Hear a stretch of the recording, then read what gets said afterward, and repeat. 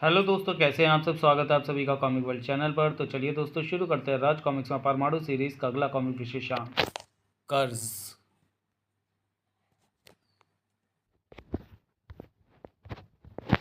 संजय गुप्ता पेश करते हैं कर्ज। मैं श्योर डेथ हूँ, यानी शर्त या मौत। जो मुझसे टकराया है वह हर हाल में मरा है। मैं परमाणु हूँ और जो मुझसे टकराया उसे किसी न किसी हाल में ख़त्म होना ही पड़ा है। ख़त्म तो तू होगा, देखते हैं कौन ख़त्म होता है, मैं या तू। ब्रूम, अरे ब्रूम। परमाणु छल्लों के इतने धमाके तो फौलाद के पहाड़ तक को चकनाचूर कर सकते हैं। तेरी तो औकात क्या है। अरे ये क्या, एसिड स्मोक, बहुत ही अधिक घातक और प्रभावशाली। मैं इस एसिड स्मोक में बुरी तरह फंस चुका हूँ। उफ, नहीं नहीं नहीं नहीं। आतंक और पसीने से भरा प्रोफेसर कमल कुमार का चेहरा पलक झपकते ही कठोरता से भरता चला गया। मैंने परमाणु को मरते हुए देखा और मैं खुश होने की जगह आतंक से चीख कर उठ बैठा। परमाणु मेरा दुश्मन है, मेरे रास्ते का सबसे बड़ा रोड़ा है। उसकी मौत पर तो मुझे भांगड़ा नाचना चाहिए, खुशी से कत्थक करना चाहिए, लेकिन ऐसा नहीं हुआ। मुझे दुख हुआ।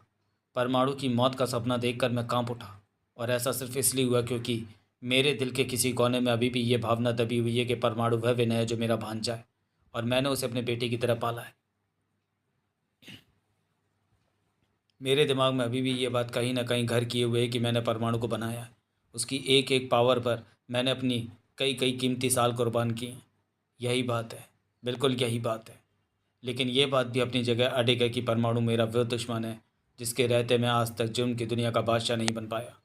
सर्वशक्तिमान होते हुए भी अंडरवर्ल्ड पर मेरा नाम का झंडा नहीं लहरा पाया। ट्यूं ट्यूं। मैं लुकासो बोल रहा हूँ प्रोफेसर साहब। हमने अपने जिस एजेंट को प्रोफेसर गोरे से सौदा पटाने भेजा था, मैं खाली हाथ लौट आया। प्रोफेसर गोरे अपनी वह मशीन किसी को भी किसी भी कीमत पर देने को राज़ी नहीं है जो लिविंग मेटल की ऊर्जा से काम करके आधुनिक विज्ञान का सबसे बड़ा अजूबा बनेगी। प्रोफेसर गोरे का कहना है कि उस अनोखी मशीन को उसने देश की सेवा के लिए बनाया है। वो देश का सबसे बड़ा हथियार बनकर दुश्मनों के छक्के छुड़ाएगी। प्रोफेसर की इस भावना की कद्र करते हुए भारत सरकार उस मशीन के लिए लिविंग मेटल मंगा रही है। ओह, अब हम क्या करें। लिविंग मेटल आज रात ही विदेश से एक विशेष प्लेन के ज़रिए दिल्ली पहुंचेगा। हमें उसे हथियाना होगा। ओह, लेकिन एक अड़चन है।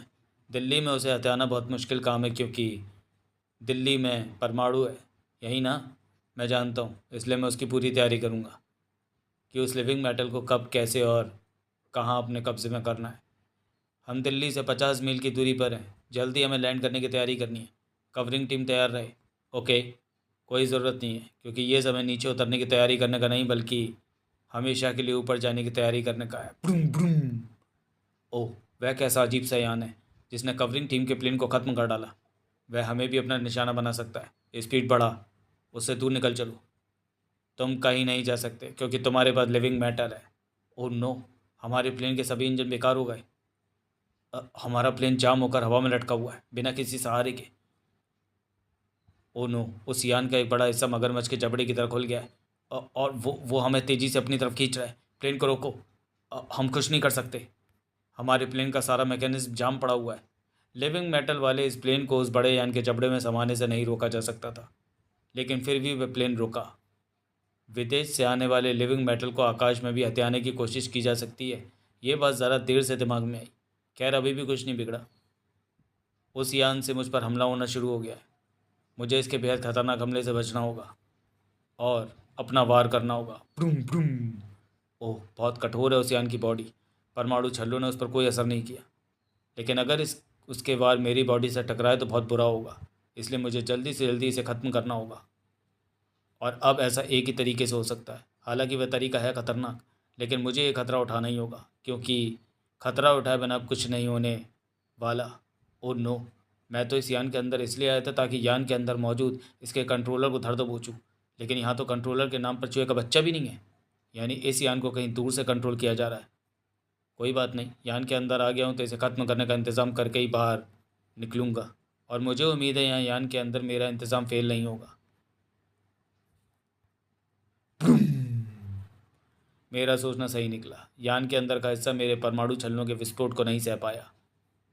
ओह, यान के नष्ट होते ही प्लेन को हवा में ही जाम करने वाली किरणों का संबंध टूट गया है और प्लेन तेज़ी से नीचे गिर रहा है। लेकिन मेरे होते गिर कहाँ पाएगा। परमाणु की बेमिसाल जांबाजी ने प्लेन को भी बचा लिया था और उसमें रखे अत्यंत महत्वपूर्ण लिविंग मेटल को भी। थैंक यू परमाणु, तुमने देश की एक अमूल्य धरोहर को बचा लिया। Welcome sir. लेकिन इस धरोहर को बचाए रखना अब और भी ज़्यादा ज़रूरी हो गया है, क्योंकि इसे जिसने भी हथियाने की कोशिश की है वह कम शातिर नहीं है। वह इसे फिर हथियाने की कोशिश करेगा। यू आर राइट परमाणु। जब तक इसे खास इसके लिए बनाई गई प्रोफेसर गोरे की मशीन के हवाले नहीं कर दिया जाता, तब तक तो इसे सुरक्षित रखना ही होगा। और हम रिक्वेस्ट करेंगे कि तुम भी उसकी सुरक्षा व्यवस्था का एक हिस्सा बनो, क्योंकि हम जानते हैं कि जब परमाणु की आंखें इसकी सुरक्षा करेंगी, तब तक शैतान की आंख भी इस तक नहीं पहुंच सकती। आप नहीं भी कहते तब भी मैं जिम्मेदारी को उठाता सर।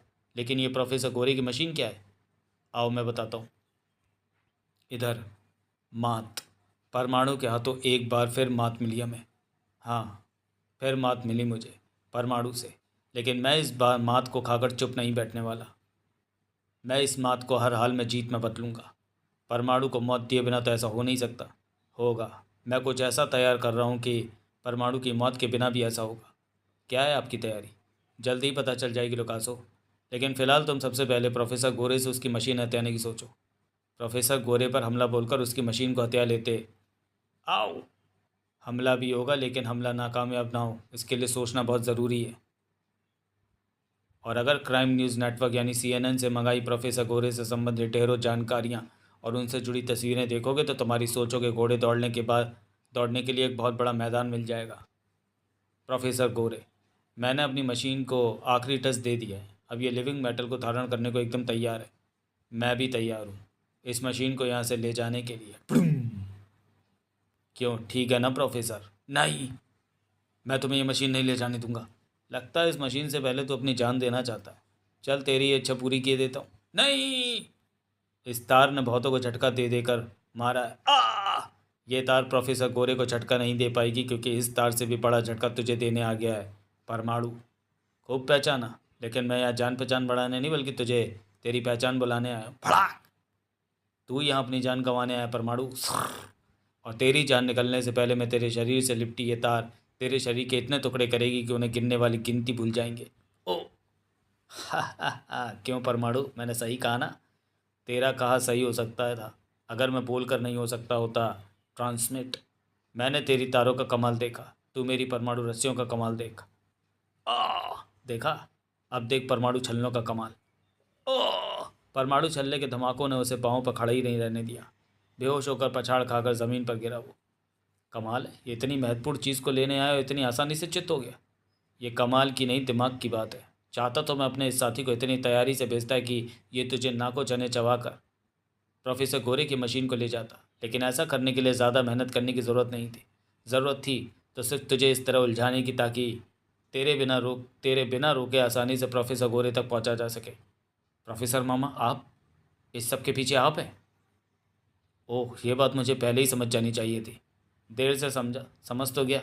अब चल रास्ते से हट और मुझे प्रोफेसर गोरे की ये मशीन ले जाने दे। ओह, यानी आप इस मशीन के ज़रिए अपने नापाक मंसूबों को पूरा करना चाहते हैं। मैं ऐसा हरगिज़ नहीं होने दूंगा। मैं आपको ऐसा हरगिज़ नहीं करने दूंगा। इस बार परमाणु से नहीं, बल्कि प्रोफेसर गोरे से मुखातिब हुआ प्रोफेसर कमल कुमार। मोबाइल की स्क्रीन पर घड़ी अपनी आंखें हटाओ प्रोफेसर, और मेरे बेवकूफ़ भांजे को समझाओ कि मुझे ये मशीन ले जाने दे, नहीं तो तुम जानते हो तुम पर क्या गुजरेगी। हाँ, मैं समझाता हूँ।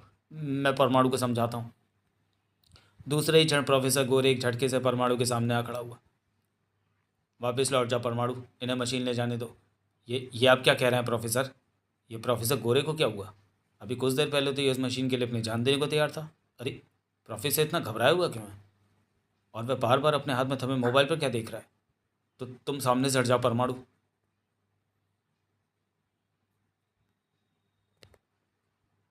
परमाणु का सर कठोरता से बढ़ता चला गया। माना कि यह मशीन आपका आविष्कार है प्रोफेसर, लेकिन फिर भी ये देश की धरोहर है, इसलिए मैं इसे किसी को नहीं ले जाने दूंगा।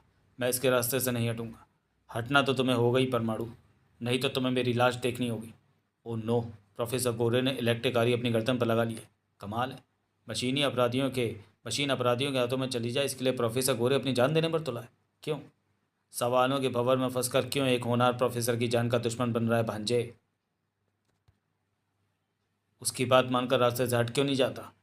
आपने कोई खेल खेला है मामा, लेकिन मैं आपके इस खेल को कामयाब नहीं होने दूंगा। मैं नहीं हटूंगा। हटना तो तुम्हें पड़ेगा ही परमाणु। आरी के गर्दन के छूते ही पर प्रोफेसर के अलग से दर्दनाक चीख उबल पड़ी और प्रोफेसर की उस चीख ने परमाणु को झकझोर कर रख दिया। आरी को अपनी गर्दन से दूर हटाओ प्रोफेसर, मैं हट रहा हूँ, मैं हट रहा हूँ। ओह, प्रोफेसर गोरे सचमुच अपनी गर्दन काट देने पर उतारू है। ऐसे में मेरे पास एक ही रास्ता बचता है, मैं सामने से हट जाऊँ और वो होने दूँ जो मामा चाहते हैं। हा हा हा हा हा हा। मैं जानता था भांजे कि तो प्रोफेसर को मरते नहीं देख सकता, तभी तो मैंने ये खेल रचा। खड़े खड़े मेरा मुंह क्या देख रहे हो, आगे बढ़ो, मशीन उठाओ। अपनी जगह पर ही खड़े खड़े रिक्वेस्ट करने के सिवा कुछ ना कर सका परमाणु। इस मशीन को मत ले जाइए मामा जी, ऐसा करके आप और भी जुर्म की दलदल में घुस जाएंगे। आपके लिए वापसी का रास्ता और भी मुश्किल हो जाएगा। मैं जानता हूँ, लेकिन वापस लौटना चाहता कौन है? जिसे तू जुर्म की दलदल कह रहा है भांजे, वो असल में स्वर्ग है, और इस मशीन की बदौलत मैं उस स्वर्ग का राजा बनूंगा। तेरी तड़प देखकर मुझे यह एहसास हो गया है कि तू मुझे बहुत प्यार करता है।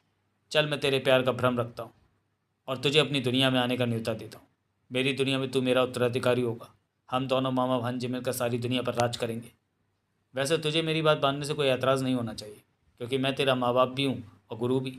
मैं नहीं होता तो तेरा अस्तित्व कभी का खत्म हो गया होता। तेरी ज़िंदगी, तेरे शरीर का रोम रोम मेरा कर्जदार है। इस कर्ज को उतारने तुझे मेरी दुनिया में आना ही चाहिए। सोच ले भांजे, खूब सोच ले कि तू मेरा कर्ज उतारने मेरी दुनिया में आना चाहता है या नहीं। जवाब ना में हो तो चुल्लू भर पानी में डूब मरी हो। अगर हाँ में हो तो मुझसे मानसिक संपर्क बनाकर अपना इरादा बता दियो, ताकि मैं अपनी दुनिया में तेरे स्वागत का ज़ोरदार इंतज़ाम कर सकूँ। अपने एयरक्राफ्ट पर मामा अपने साथियों के साथ मशीन लेकर जा रहा है, लेकिन मैं उनका पीछा नहीं कर सकता, क्योंकि प्रोफेसर गोरे अभी भी आरी से अपनी गर्दन काटने को बेताब नज़र आ रहा है। लेकिन प्रोफेसर ऐसा क्यों कर रहा है, ये बात अभी तक समझ में नहीं आई। जल्दी ही जब बात समझ में आई तो भक्क से उड़ गया परमाणु का दिमाग।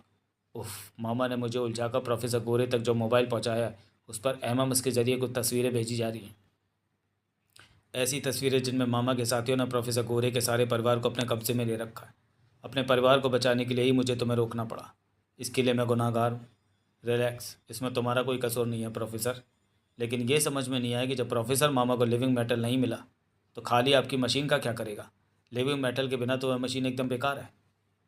मैं जानता हूँ, मैं अच्छी तरह जानता हूँ लुकासो की लिविंग मेटल के बिना ये मशीन हमारे लिए कूड़ेदान से ज़्यादा कुछ नहीं है।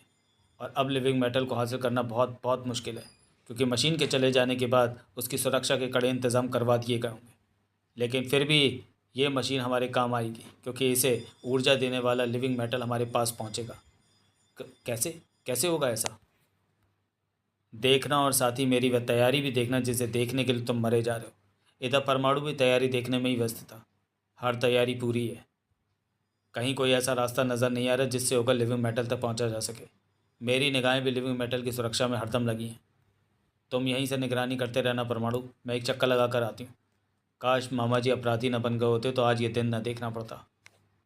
एक बार परमाणु का ध्यान अपने प्रोफेसर मामा की तरफ गया तो उसी में खोता चला गया। मामा जी यानी प्रोफेसर कमल कुमार हिंदुस्तान के प्रसिद्ध वैज्ञानिकों में से एक। मेरे माता पिता के हत्यारों ने जब गोली मारकर मुझे भी मारना चाहा था, तो वो प्रोफेसर मामा ही थे जिन्होंने मुझे नया जीवन दिया था। भगवान का लाख लाख शुक्र है कि मैं सही समय पर पहुंच गया। ज़रा भी देर हो जाती तो अनर्थ हो सकता था, तुम्हारी जान जा सकती थी। लेकिन जान तब भी सुरक्षित नहीं थी, क्योंकि मेरी जान का दुश्मन बनकर मामा की लैब में ही आ पहुंचा था वो फालो। फड़ाक! यहाँ भी मुझे वफालों के कहर से मामा ने ही बचाया। बचो विनय! आह! तुम दोनों मामा भांजे की कब्र बनेगी अब ये प्रयोगशाला। ऐसा नहीं होगा। प्रोफेसर मामा ने अपना सारा ज्ञान, वर्षों की अपनी सारी मेहनत दांव पर लगा दी। ये अनोखी पोशाक कैसी है मामा? ये समय कोई प्रश्न करने का नहीं है, इसे पहन लो बेटे। मैंने कोई सवाल किया भी नहीं। वफालो, तेरे हाथों मरेगा विनय। मास्टर विनय यानी मुझे मौत से बचाने और मेरी मौत बनकर आए वफालो को मौत देने के लिए पहन ली वो पोशाक और बन गया एक ऐसी महाशक्ति जो कहलाई परमाणु। परमाणु बनकर मैं न सिर्फ अपने परिवार के हत्यारों का दुश्मन बना, बल्कि उनका भी दुश्मन बन गया जो देशभक्ति, कानून और अमन चैन के हत्यारे थे। इस काम में प्रोफेसर मामा ने पल पल मेरा साथ दिया, कभी मेरी पावर्स को बढ़ाकर, कभी मेरी जान बचाकर। सच कहूँ तो मुझ में ही खोकर रह गए थे प्रोफेसर मामा, और उसका नतीजा ये निकला कि उन्हें अपनी पत्नी को भी खोना पड़ा। मामी हमेशा के लिए प्रोफेसर मामा को छोड़कर चली गई और इसका जिम्मेदार था मैं। लेकिन मामा को इसका ज़रा भी दुख नहीं था, क्योंकि वे मुझे अपनी दुनिया, अपना परिवार सभी कुछ समझते थे। वे मुझ में और भी ज़्यादा खोते चले गए, मुझ पर और भी ज़्यादा अपने एहसानों का कर्ज लादते चले गए। तब तक जब तक एक हादसे का शिकार होकर वे लंबी बेहोशी की नींद नहीं सो गए। इस संबंध में विस्तार से जानने के लिए पढ़ें सूरमा, जो कि चैनल पे आपको परमाणु की प्लेलिस्ट में मिल जाएगी। जल्द ही जब मामा बेहोशी की उस नींद से जागे तो उनका दिमाग उन्हें एक नई दुनिया में ले गया, और वो दुनिया थी अपराध की दुनिया। और तब से आज तक मामा उसी दुनिया में है, लेकिन इस दुनिया में आज भी उनके एहसानों का कर्ज मुझ पर चढ़ा हुआ है। आज मेरी और मामा की दुनिया अलग अलग है, लेकिन मुझे ये नहीं भूलना चाहिए कि मेरा एक एक बाल उनके एहसानों का कर्जदार है। मैं मामा के कर्ज के बोझ को लेकर नहीं जी सकता। मुझे मामा का कर्ज उतारना होगा। हाँ, मुझे मामा का कर्ज उतारना होगा। मैं मामा का कर्ज उतारूंगा। और ठीक यही वो समय था जब प्रियंका वापस वहाँ लौट आई थी।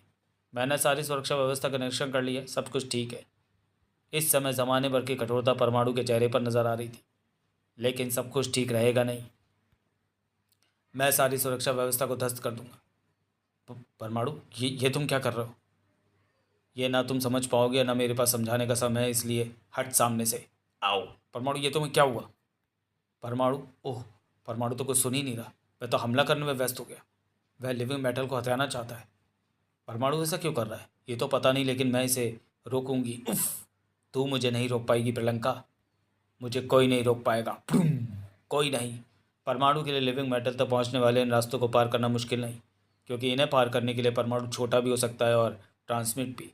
ये रखा है लिविंग मेटल। मैंने लिविंग मेटल हासिल कर लिया है मामा। मैं इसे लेकर आ रहा हूँ। मैं आपका कर्ज उतारने आपकी दुनिया में आ रहा हूँ। शाबाश भांजे शाबाश, मैं जानता था तू आएगा। तेरे मामा ने तेरे स्वागत के लिए आंखें बिछाई हुई हैं। चला चला टीवी टावर के ऊपर बने मेरे अड्डे पर। मैं आ गया मामा। जुर्म की काली दुनिया में तेरा मामा तेरा स्वागत करता है प्यारे भांजे। आप इस लिविंग मेटल को प्रोफेसर गोरे की मशीन में डालकर अपनी इच्छा पूरी कर सकते हैं मामा। कहाँ है वो मशीन?